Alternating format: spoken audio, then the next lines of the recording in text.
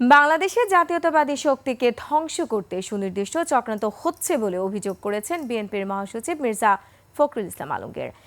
এদিকে জনগণ নতুন বাংলাদেশে সহিংসতার রাজনীতি চায় বলে মন্তব্য করেছেন বিএনপির স্থায়ী কমিটির সদস্য আমির খসরু মাহমুদ চৌধুরী। বিস্তারিত সিরাত আল মুস্তাকিমের রিপোর্টে। রোববার রাজধানীর গুলশানের একটি হোটেলে Tarique Rahman the hope of Bangladesh বইয়ের মোড়ক উন্মোচন অনুষ্ঠানে প্রধান অতিথি হিসেবে অংশ নেন বিএনপির মহাসচিব মির্জা ফখরুল ইসলাম আলমগীর।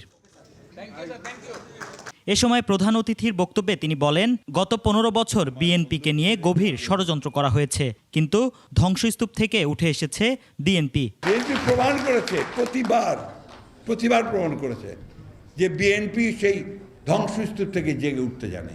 চতুর্দিক থেকে একটা পরিকল্পিতভাবে বিএনপিকে হেয় প্রতিপন্ন করবার জন্যে, বিএনপিকে উড়িয়ে দেওয়ার জন্য, এবং সবচেয়ে মারাত্মক যেটা, ফর দ্য ফার্স্ট টাইম এবার আমাদের নেতা তারেক সাহেবের উপরে আক্রমণ হয়েছে।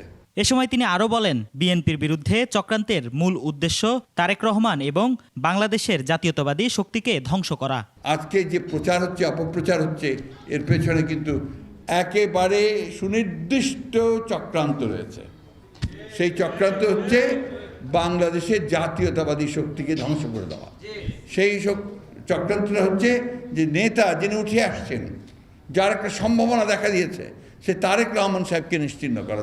এদিকে চট্টগ্রামে বিএনপির কেন্দ্রীয় ভাইস চেয়ারম্যান আব্দুল্লাহ নোমানের স্মরণ সভায় যোগ দেন বিএনপির স্থায়ী কমিটির সদস্য আমির খসরু মাহমুদ চৌধুরী।